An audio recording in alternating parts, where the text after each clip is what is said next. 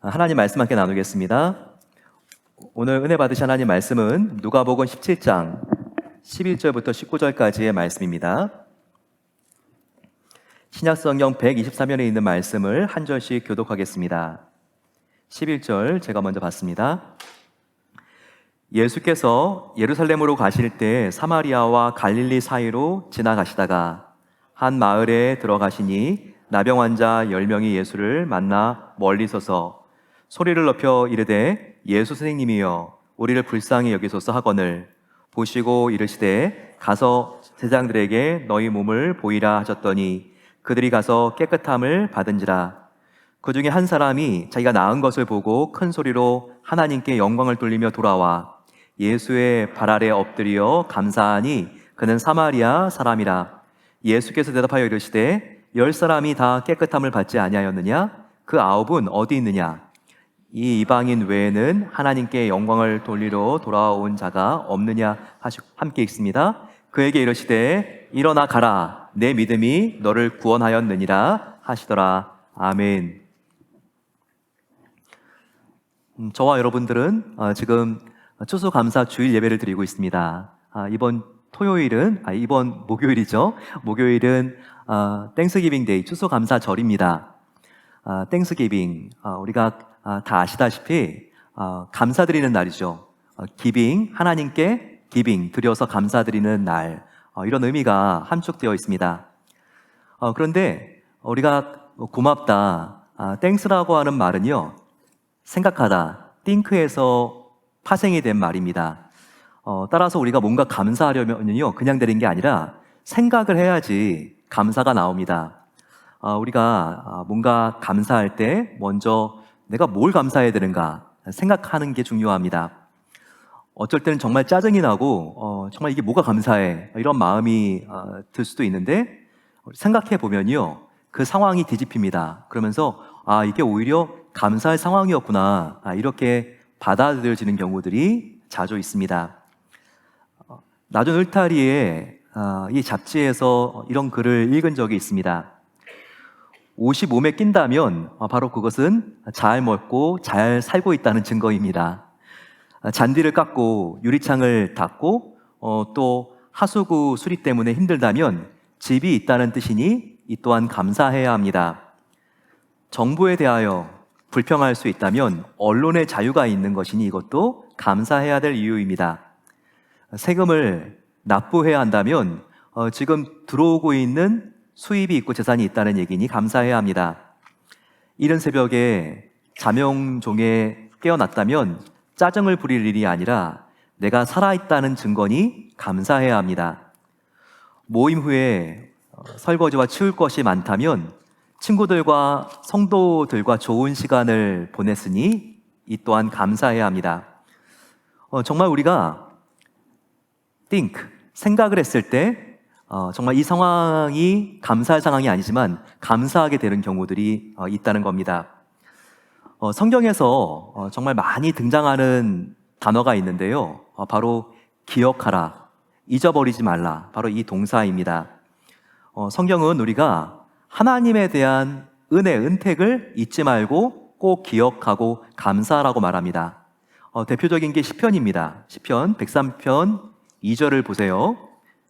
내 영혼아 여호와를 송축하며 그 모든 은택을 뭐하지 말라고요? 잊지 말지어다, 기억하라고 말하고 있습니다. 하지만 또 성경은요, 어떤 것은 잊어버려라, 망각해라, 기억하지 말라, 이렇게 말씀하시는 본문들도 있습니다. 대표적인 게 또 이사야서 43장 18절입니다. 복음성가 가사에도 있죠. 너희는 이전의 일들을 기억하지 말며 옛날 일을 생각하지 말라라고 말했습니다. 되게 헷갈리네. 어떤 건 기억하라 그러고 어떤 거는 잊어버리라 그러고 이거 어떻게 구별할 수가 있지? 중요한 것은요, 인생의 불행이 어디서 생기는가? 바로 그것은요, 하나님이 기억하라고 하는 것은 금방 망각해버리고 하나님이 잊어버리라고 하는 것은 내가 계속 뒤끝이 있어서 마음에 담아두고 기억할 때 그때 인생의 불행이 시작된다는 것을 알아야 합니다. 성경은 하나님의 은혜는 잊지 말라고 했어요. 하지만 나의 상처, 죄책감, 이것은 빨리 잊으라고 했습니다. 오늘 설교 제목이기도 한데요. 저를 따라해 주시면 감사하겠습니다. 기억할 감사, 잊어야 될 상처. 예, 우리가 잊어야 될 것과 기억해야 될 것을 분명하게 분별할 수가 있어야 합니다. 따라서 나의 인생이 요즘 피곤하고 힘들고 어렵다. 그러면 이 순서가 서로 바뀌지 않았는가 생각해 봐야 합니다. 그래서 하나님의 작은 은혜도 기억하려고 애쓰고, 그리고 아무리 큰 상처와 슬픔과 죄책감이라도 우리가 그것을 회개하고 예수님께 맡기고 잊어버리려고 우리가 그렇게 노력한다면 우리의 삶이 다시 기쁨과 행복으로 가득 찰 수가 있다는 것입니다. 오늘 성경에는요, 감사해야 될 것을 감사한 사람과 그리고 감사하지 못하고 잊어버린 사람들의 이야기가 나오고 있습니다. 나병 환자들이 등장하고 있죠. 내용을 조금 더 자세하게 보면 이와 같습니다. 10명의 나병 환자가 예수님께 와서 고쳐달라고 그렇게 간곡하게 애원했습니다.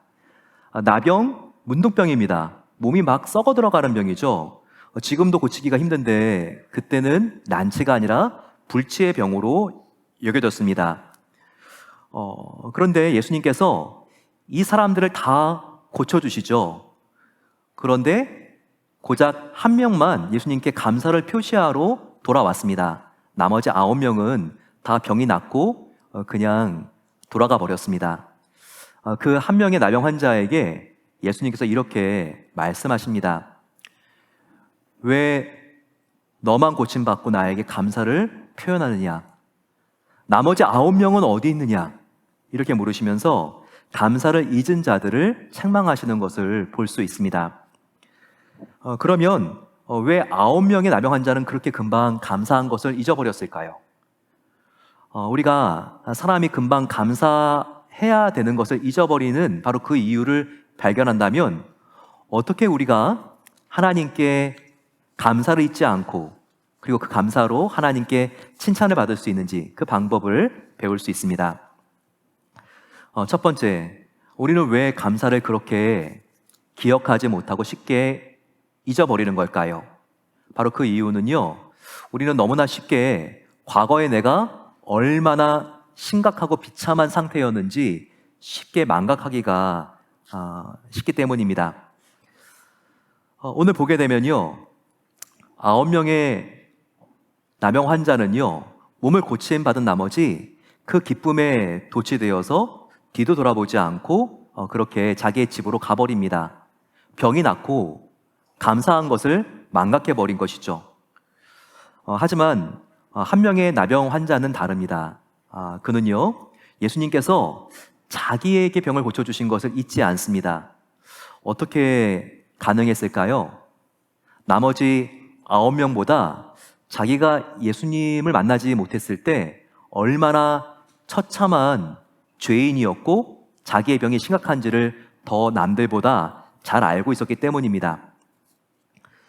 오늘 본문을 보게 되면 이 한 명의 환자는요, 나병뿐만 아니라 그의 인종이 다른 9명의 환자들과 달랐다는 것을 강조하고 있습니다. 다른 9명의 나병 환자들은 유대인들이었고 이 한 명의 나병 환자는 이방인이라고 나오고 있어요. 특별히 그가 사마리아인이라고 강조해서 기록하고 있습니다. 바로 17장 18절 말씀이죠. 예수님께서 이 한 명의 고침받은 나병 환자에게 이렇게 말씀하시는 겁니다. 이 이방인 외에는 하나님께 영광을 돌리러 돌아온 자가 없느냐 하시고, 예수님께서 보세요, 고침받은 이 한 사람이 지금 감사를 표현하고 있는데 이방인이고 사마리아인인 것을 예수님께서 콕 집어 말씀하시는 것을 우리가 들을 수 있습니다. 사마리아인, 이방인으로서 정말 이런 인종적인 컴플렉스로 굉장히 힘들어하는 사람들이 바로 사마리아인들이었습니다. 근데 지금 이 사람은요, 나병만 걸린 게 아니라 사마리아인이었다고 여기 나와 있어요. 지금 나병 때문에 고통만 받는 게 아니라 이 사회적인 수모감, 사마리아인이기 때문에 차별을 받고 있는 아픔을 가지고 있는 사람들이었다는 것입니다. 따라서 9명의 나병 환자도 물론 불쌍하지만 그 나병 환자들보다 사회적인 차별 때문에 2배, 3배는 더 예수님께 치유받기 전에 아픔을 간직하고 있었던 환자였다는 것입니다. 따라서 그는요, 이렇게 문둥병에서 완전히 회복되었을 때 정말 감사와 기쁨이 남들보다 훨씬 더 컸던 것입니다.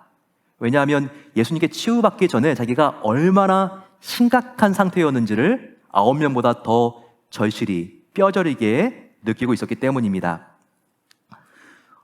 저와 여러분들도 그렇습니다.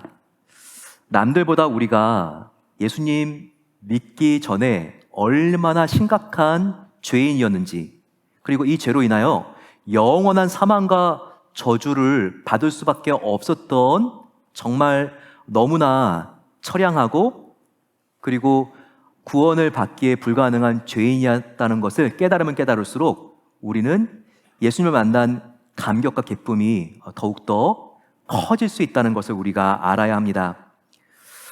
저와 여러분들은 죄로 인하여 영원한 심판과 사망과 저주를 받은 사람들이었습니다. 이것을 확실히 알 때 예수님을 믿고 영생의 선물을 받고 하나님의 자녀가 되고 성령님이 내 안에 거하시면서 내 안이 하나님 나라가 될 수 있는 기쁨이 얼마나 놀랍고 얼마나 큰지를 깨닫게 되는 것입니다. 이 추수감사절, 예수님 믿기 전에 우리의 죄의 심각성을 더 깊이 생각해 보면서 그 죄로부터 완전히 회복된 예수님을 만난 다음에 우리의 삶의 기쁨을 하나님께 감사의 제사로 올려드리는 땡스기빙 추수감사절 되시기를 축원합니다. 두 번째, 왜 우리는 감사를 그렇게 기억하지 못하고 쉽게 잊어버리는 것일까요? 그 이유는 매 순간이 하나님의 은혜라는 것을 깨닫고 그리고 그 즉시 감사하지 못하기 때문에 그런 것입니다. 감사할 수 있는 사람, 감사함이 떠올랐을 때 그 즉시 감사할 수 있는 사람입니다. 바로 한 명의 나병 환자가 그랬던 거예요. 누가복음 17장 14절 말씀을 한번 보시기 바랍니다. 예수님께서 나병 환자들을 보시고 이르시되 가서 제사장들에게 너희 몸을 보이라 하셨더니 그들이 가다가 깨끗함을 받은지라 라고 나와 있습니다. 지금 10명의 나병 환자가 고침을 받은 그 시점이 아주 좀 특별합니다. 언제 그들이 고침을 받았습니까? 예수님께서 너희들이 대제사장을 만나러 너희들이 가라 라고 말했을 때 그 말씀을 그들이 따르고 그리고 순종하고 걸어갈 때 여기 보게 되면 그들이 가다가 깨끗함을 받은지라. 가다가, 여기 영어로 보게 되면 going이라고 되어 있는데요, 현재 진행형입니다. 그들이 제사장들을 만나러 가다가 고침받은 것을 우리가 알 수 있습니다. 그러니까 9명의 나병 환자들은요, 제사장들을 만나러 가다가 고침을 받은 것을 확인하고 그들은 다 기뻐 뛰며 뒤돌아보지도 않고 다 집으로 가버린 거예요. 하지만 한 명의 나병 환자만 제사장을 만나러 가다가 자기가 가다가 고침받은 것을 그가 깨닫고 그 즉시 바로 지체하지 않고 예수님께로 돌아가서 예수님께 감사를 표현한 것입니다. 여러분, 우리가 어떻게 해야지 감사를 잊어버리지 않는가? 저를 한번 따라해 보세요. 지금 즉시 지체하지 않고. 바로 여기에 키가 있습니다. 40일 감사 노트를 쓰신 분들이 계실 겁니다. 저도 이렇게 매일매일 썼는데요, 감사하는 그 순간 이거를 메모해 놓던지 빨리 적어 놓아야지 잊어버리지가 않습니다. 이거 너무나 감사한 일이니까 잊어버릴 수가 없어. 그런데 그날 그것을 기록하지 않고 그 다음날 기록하려고 하면요, 생각이 안 날 때가 있어요. 감사를 표현할 수 있는 방법은요, 감사한 마음이 들 때 그때를 놓치지 않고 지체하지 않고 바로 감사하는 것입니다. 바로 이렇게 지금 그 즉시 감사할 수 있었기 때문에 정말 이 한 명의 나병 환자, 예수님께 9명의 환자들은 받지 못한 놀라운 축복과 칭찬을 받지 않았습니까? 저와 여러분들도 그 즉시 감사함으로써 하나님께 칭찬받는 은혜가 함께 하시기를 간절히 축원합니다. 우리가 한국 교회사를 봤을 때 항상 가장 작은 것도 그 즉시 감사하는 습관을 쌓고 쌓아서 나중에 큰 역경이 와도 하나님께 감사했던 분들이 있는 것을 알 수 있어요. 대표적인 분이 저는 두말할 것도 없이 손양원 목사님이라고 생각을 합니다. 손양원 목사님, 얼마나 그분이 힘들고 어려운 시간들을 겪었나요? 일제에게 신사참배를 반대해서 고문을 당하고 옥에 갇히고 정말 힘들고 어려운 시간을 보냈습니다. 사랑하는 두 아들, 눈에 넣어도 아프지 않을 동인이와 동신이, 하지만 너무나 안타깝게 살해되지 않았습니까? 그럼에도 불구하고 감사할 수 있었던 것, 이건 우연이 아니에요. 목사님이 가장 작은 것도 그 즉시 감사하는 습관이 쌓였기 때문입니다. 이와 같은 모습은요, 손영원 목사님이 사모님과 함께 주고받은 편지를 통해서 우리가 알 수 있습니다. 지금도 이 편지들이 전해오는데요, 목사님이 형무소에 갇혔을 때 사모님에게 보낸 편지입니다. 내가 항상 말하지만 고난은 정말 큰 복입니다. 하나님께서 고난을 꿀같이 달게 받으십니다. 부자나 학자나 모든 성인 군자까지도 다 고난의 산물이 아닐까요? 고난은 성공의 어머니가 아닐까요? 고난은 복을 거두는 씨가 아닐까요? 고난 중에 자기 과거의 죄를 다 깨닫게 되어 사죄의 은혜를 받습니다. 세상에 벗이 되어 죄 중에 빠진 자들은 채찍이 되어 하나님께 점점 더 가까이 나아가게 됩니다. 그러니 당신은 나를 위하여 조금도 염려하지 마세요. 한 덩어리 주먹밥, 한 잔의 소금 국물의 맛이야말로 신선의 요리요 천사의 떡맛입니다. 당신은 내가 엄동설안에 고생할까봐 염려하는 것 같습니다. 하지만 공중의 새를 먹이신 하나님, 들의 백합화를 곱게 입히시는 하나님께서 당신의 사랑하는 아들이요 일꾼인 저에게 오늘도 밥을 먹이시지 않으시겠습니까? 나는 본래 식사량이 적으니 이 밥으로도 만족합니다. 또 하나님께서는 저의 키를 적게 하심으로 옷과 이불은 발등을 덮으니 이만하면 충분히 만족해야 하지 않을까요? 그러므로 주께서는 믿음이 적은 자들아 왜 의심하느냐 꾸짖습니다. 염려할 것은 다만 우리에게 이러한 믿음이 얻는 것을 탄식할 뿐입니다. 그래서 믿음을 크게 해달라고 기도하는 것입니다. 그러니 부인, 전 괜찮아요. 안심하세요. 어떠세요? 손영원 목사님의 사모님께 보내는 편지. 매 순간마다 가장 작은 거, 한 덩이 주먹밥, 한 잔의 소금국, 이것도 감사하셨던 손영원 목사님의 이 신앙이 얼마나 귀합니까? 이렇게 작은 일에도 감사하는 마음이 들 때 그냥 넘기는 것이 아니라 그 즉시 감사하는 이 습관이 쌓여서 나중에 작은 고난뿐만 아니라 그 큰 역경이 와도 목사님은 그럼에도 불구하고 감사할 수 있었던 것입니다. 저와 여러분들 이번 추수감사절에 가장 적은 것도 지금 즉시 감사할 수 있는 믿음의 습관을 우리가 함께 기르고 큰 역경이 온다 할지라도 감사할 수 있는 큰 믿음을 갖게 되시기를 축복합니다. 마지막으로 왜 우리는 감사를 그렇게 쉽게 잊어버리는 걸까요?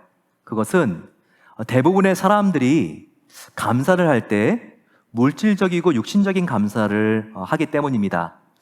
하지만 영적인 감사를 하나님께 드리는 사람, 그 사람은 감사를 잊어버리지 않게 됩니다. 예수님께 돌아와 치유받은 것에 대하여 감사했던 바로 그 나병 환자에게 이렇게 축복하시고 글을 보내십니다. 19절 말씀입니다. 일어나 가라.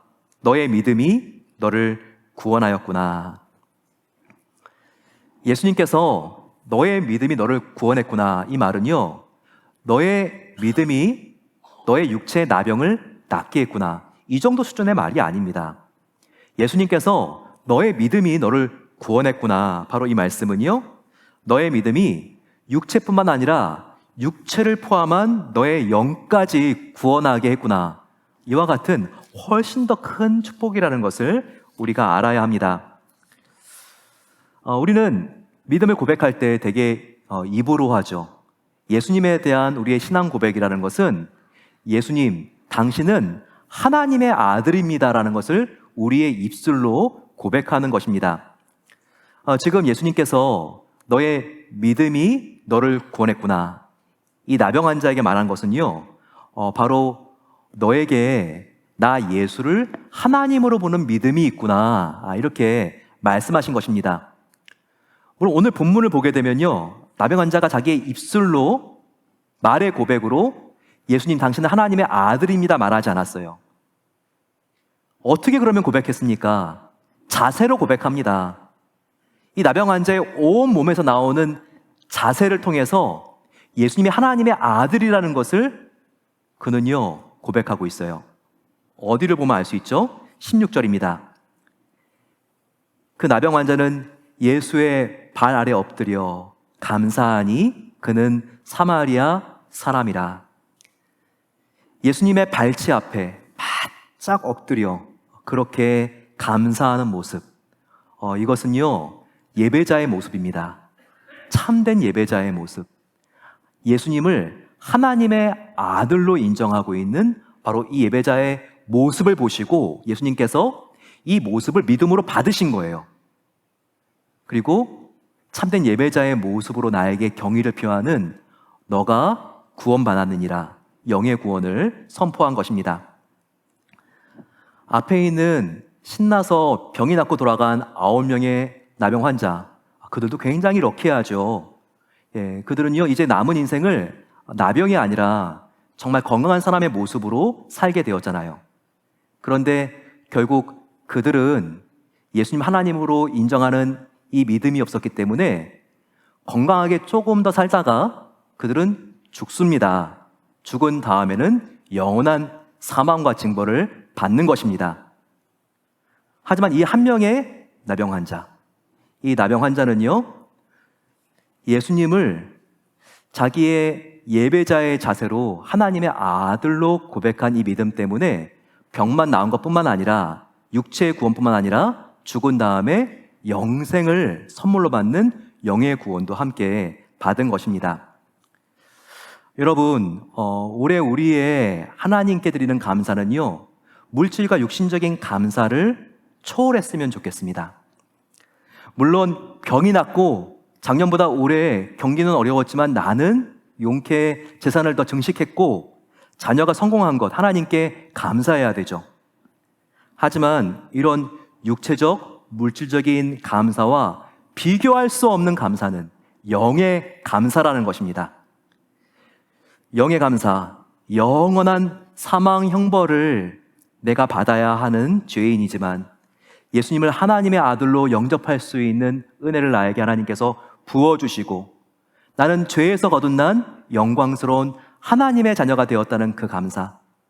이제 내 안에는 죄인의 몸이었지만 성령님께서 들어와 계시고 힘들고 어려울 때 나의 오른손을 붙잡고 도와주시는 하나님의 은혜와 사랑을 잊게 된 자라는 영적인 감사. 이런 모든 영적인 감사가 그 어떤 역경도 이기게 하는 것입니다. 이와 같은 영적인 감사가 우리의 염려와 두려움과 한숨을 사라지게 하는 것입니다.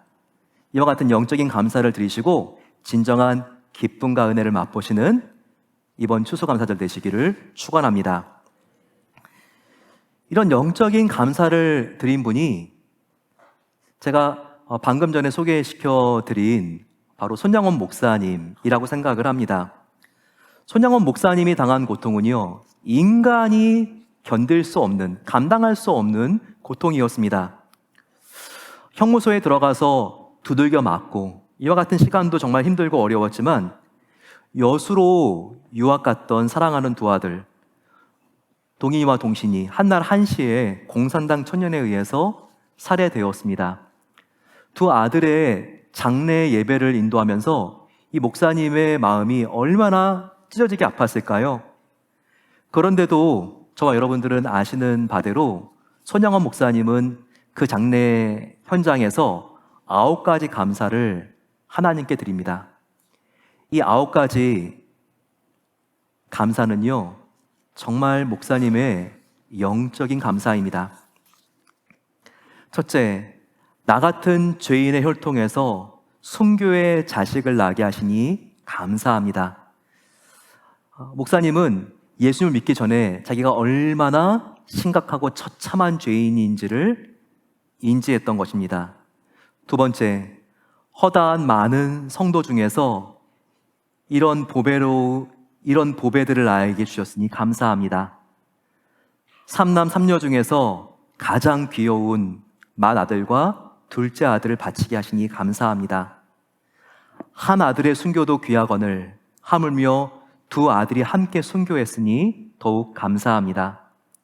다섯째, 예수 믿고서 와석종신, 누워서 생을 마감해도 복이라고 했는데 전도하다 총살 순교 당했으니 더욱 감사합니다. 미국 가려고 준비하던 아들이 미국보다 더 좋은 천국 갔으니 내 마음이 안심되어 더욱 감사합니다.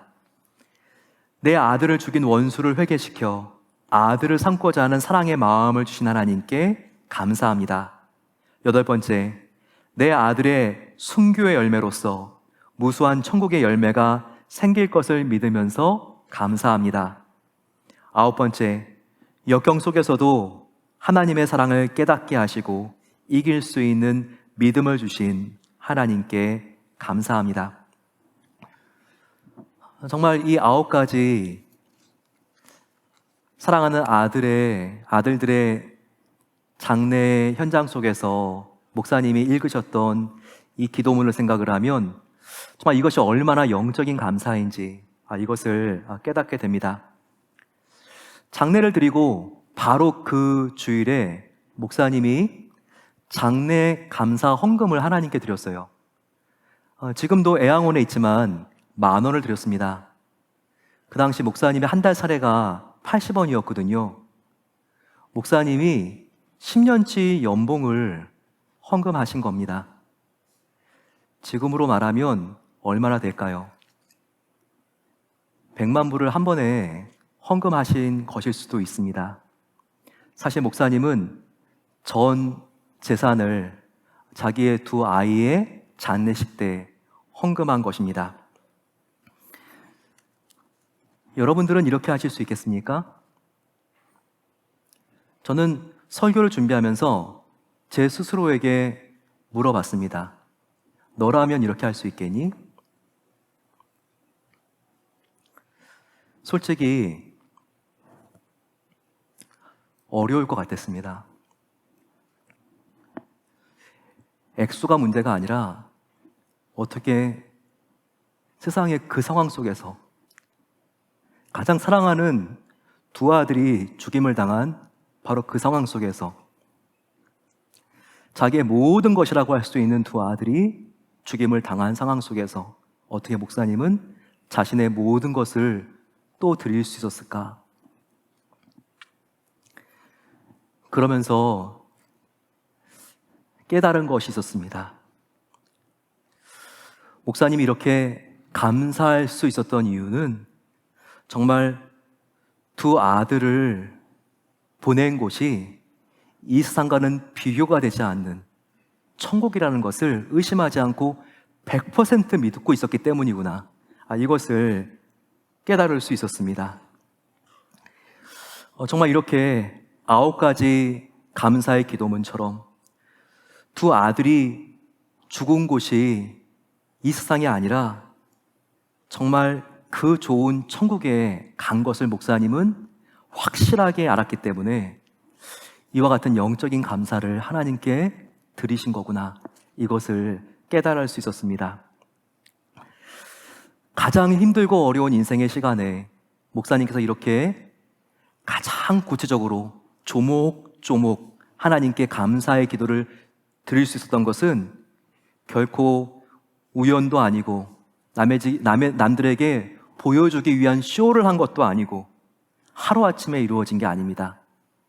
매사 가장 작은 일에 지금 그 즉시 감사하는 습관이 쌓여서 이 인생에서 가장 어려운 순간에 하나님께 최고의 감사를 올려드릴 수 있었던 것입니다.